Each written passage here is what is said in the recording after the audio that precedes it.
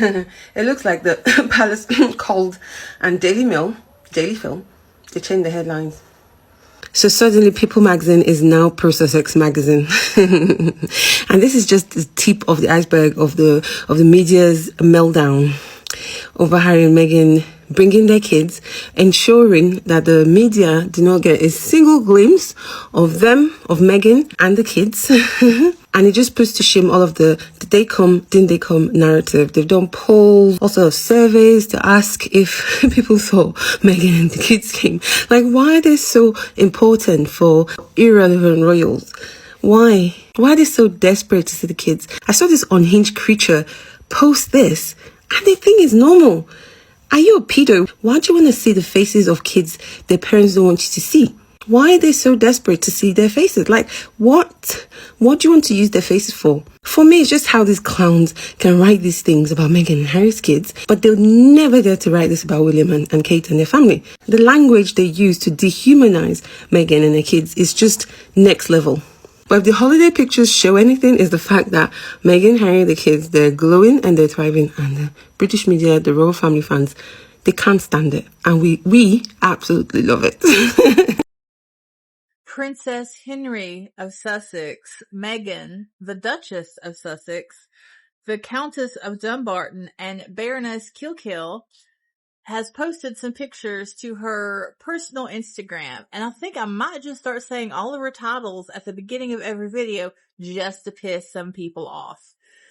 Cause I love it. Anyways, she posted these photos of their vacation, and this picture is so cute because it brought back memories of when I was a kid and we would go to this lake close by, and my dad would let me stand on his shoulders, and then he would leap out of the water and I would jump at the same time, and I would get tossed and dive like 10 feet away, and just how fun that was. Like, I love that brought that memory back for me.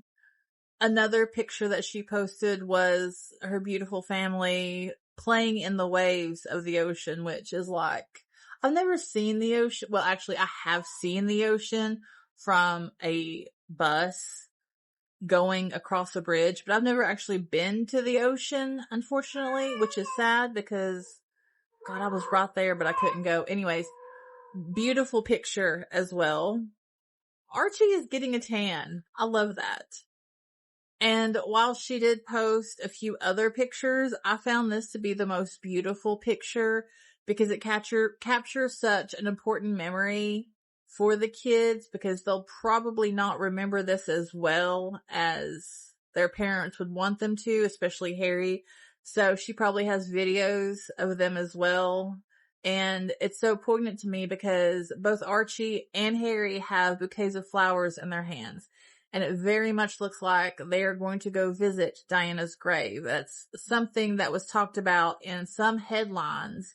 And it was really going to be an obvious thing for them to claim, because of course he would go see his mother when he was in the UK. And of course, because it was confirmed like a month ago that the children would be accompanying him and his wife, that of course they were all going to go see her. Like, it was a no-brainer. I don't think there even had to be any leaks. Like, obviously Harry was going to go, and it's possible that they stayed at Althorpe Manor while they were there the couple days that they stayed in the UK.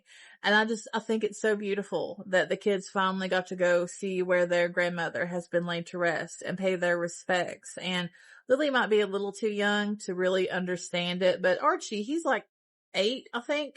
And, he'll kind of, he'll grasp it. Like, he's getting old enough to understand the world around him. But even if neither one of them really understand, there'll be pictures and videos. And you remember a few years ago when Meghan said that she wrote emails to her children every night and she was going to give them to them when they were older? I think that definitely she has put videos and pictures of this trip in one of the nightly emails that she sent them. Like, that just seems like something she would do. But just wanted to give you all good news and ignore the tabloid chatter and all the weirdos that want to make a beautiful family moment into something it's not, because this is just beautiful.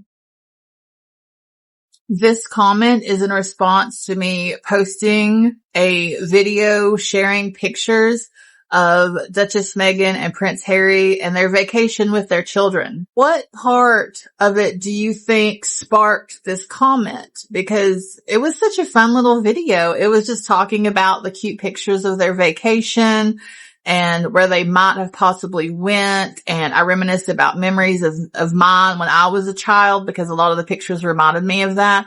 But which part do you think really upset her? My guess is that at the very beginning of the video, I listed off all of her titles. Forced them to remember that the monarchy that they seem to worship made the rules themselves, created the titles themselves, and then bestowed them onto the members of the family themselves.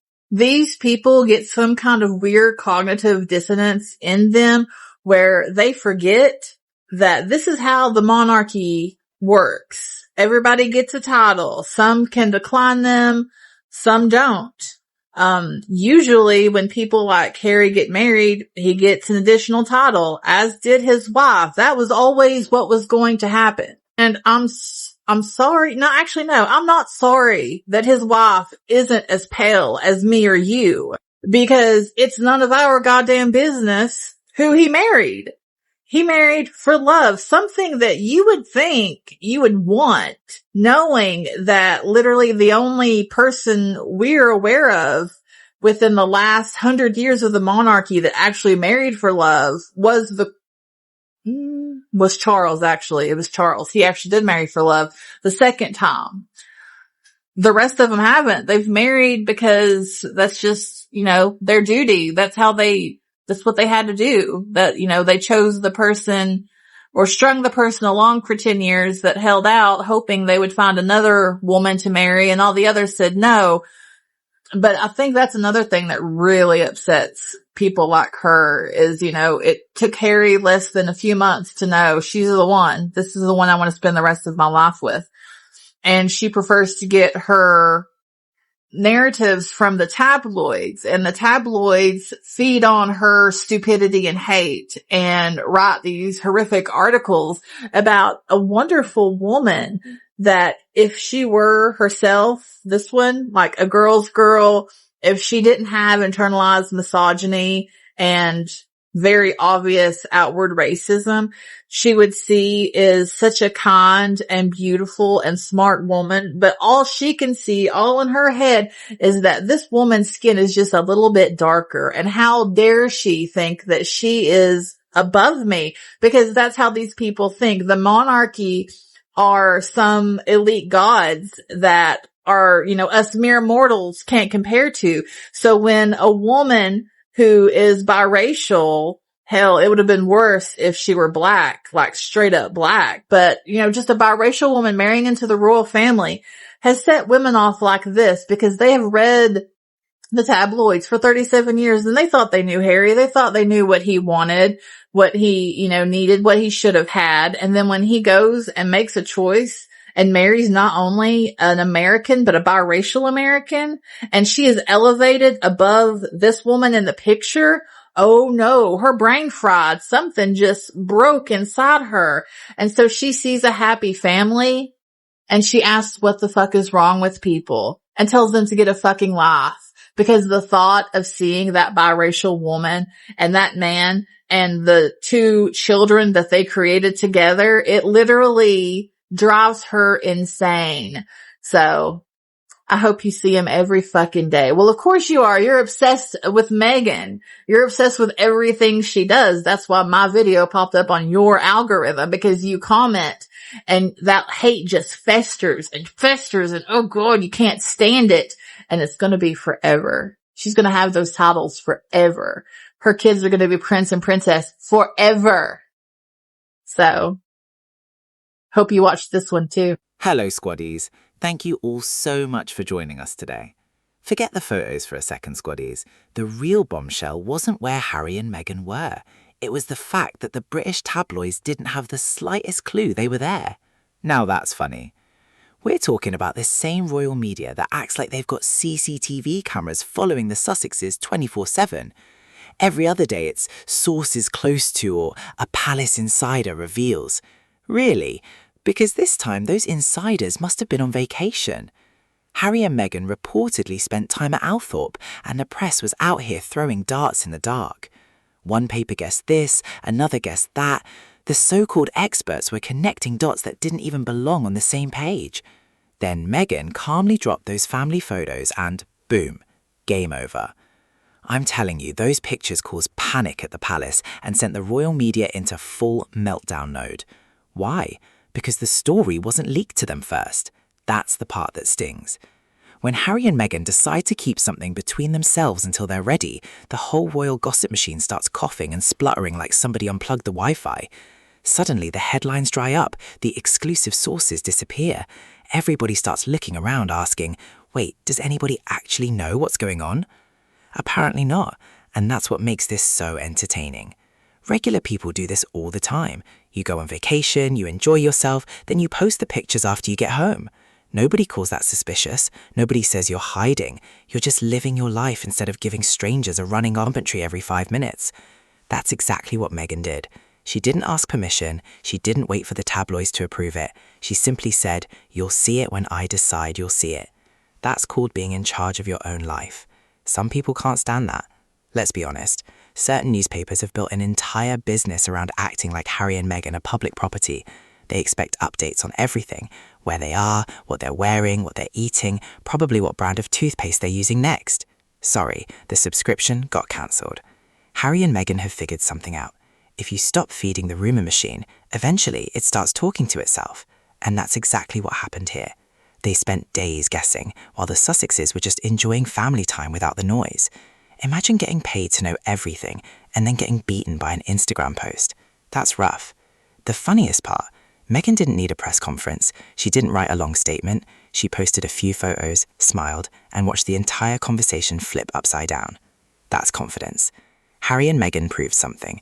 When they control their own story, everybody else is left reacting instead of directing. The palace can't get ahead of it. The royal media can't spin it before it happens. They're forced to wait like everybody else. And judging by the reaction, that might be the biggest surprise of all, because for one brief moment, the people who always claim to know everything knew absolutely nothing. Can we clear something up once and for all, Squiddies? Because some folks are acting like privacy means you have to disappear off the face of the earth forever.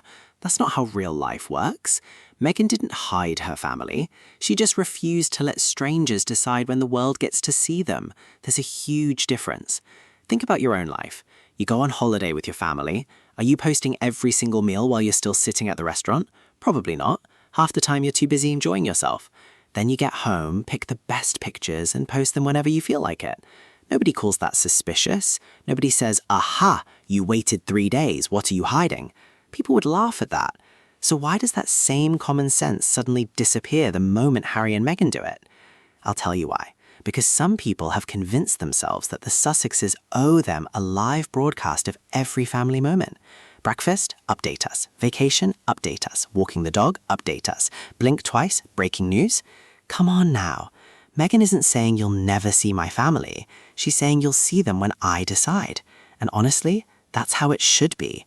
Being famous doesn't mean you hand over the keys to your personal life. It doesn't mean every family memory belongs to the tabloids before it belongs to your own children. That's backwards. What really makes some people uncomfortable is that Harry and Meghan aren't playing by the old royal rulebook anymore. They're writing their own. No waiting for someone else to approve the timing, no letting gossip columns spoil personal moments, no racing to satisfy people who will complain no matter what. And let's keep it real. If Meghan shared pictures every single day, they'd call it attention-seeking. If she shares them weeks later, they scream she's hiding something. If she shares nothing, they complain she's secretive. If she shares something, they complain she shared too much.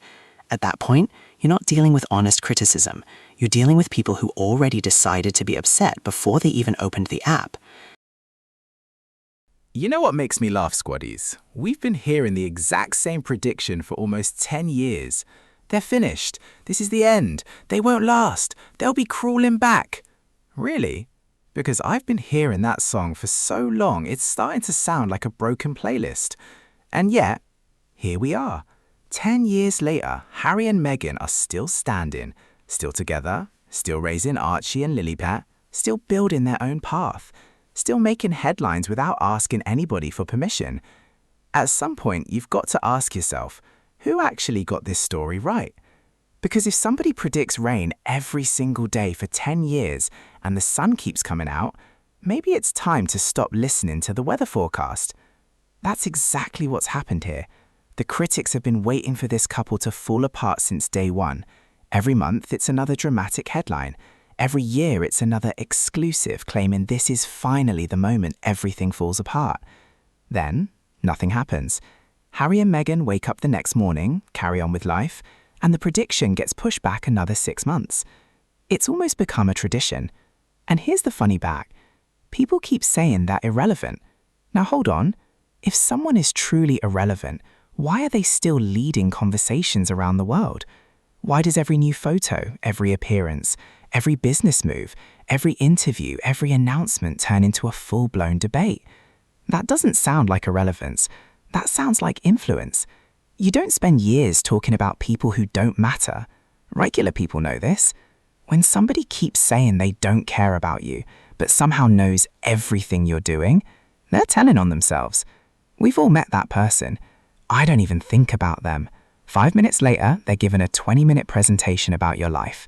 Come on now, pick one. Harry and Meghan have become that couple some people can't stop watching, cheering, complaining, celebrating, criticizing. It almost doesn't matter which side people are on. The conversation keeps coming back to them. And I think that's what frustrates some folks the most. The script was supposed to be different. The expectation was that Harry and Meghan would quietly disappear, fade into the background, and become yesterday's news. Instead, they're still out here making people stop scrolling. That's got to sting.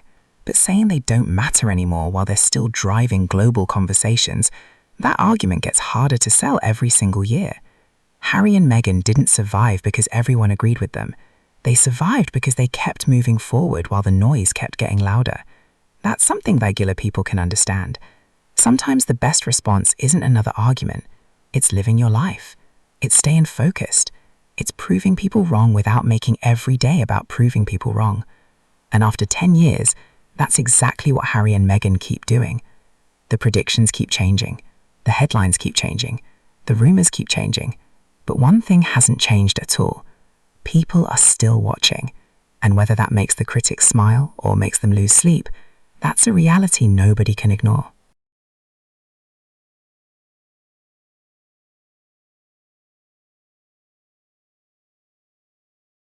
When you strip away all the noise squays, this story was never really about Althorp. It was never just about a few family photos. It wasn't even about where Harry and Meghan spent their time. The real fight is much bigger than that. It's about who gets to grab the microphone. For years, the royal media acted like they owned the first word and the last word. They'd drop a headline in the morning, throw in an anonymous source before lunch, and by dinner, everyone was arguing about a story Harry and Meghan never even told. That old game doesn't work the same anymore. Now, Harry and Meghan can wake up, post something themselves, and suddenly everybody has to react to their version instead. That's a different ballgame. Think about it like this. If somebody keeps telling your story before you even open your mouth, sooner or later you're going to say, "Move over, I've got this."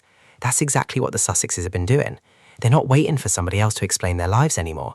They're speaking for themselves. And let me tell you, that seems to bother some people more than the actual photos ever could. Because once Harry and Meghan started talking directly to the public, the middlemen lost some of their power. That's where the real frustration comes from. You could almost hear the panic. Wait, they posted it first. Wait, we didn't get the exclusive. Wait, our palace source didn't warn us. Oops, better luck next time. And honestly, regular people understand this better than anyone. Who wants somebody else running around telling your business before you do? Nobody. If it's your engagement, you'll announce it. If it's your baby, you'll share it when you're ready. If it's your holiday, you'll post the pictures when you've unpacked your suitcase. That's normal life.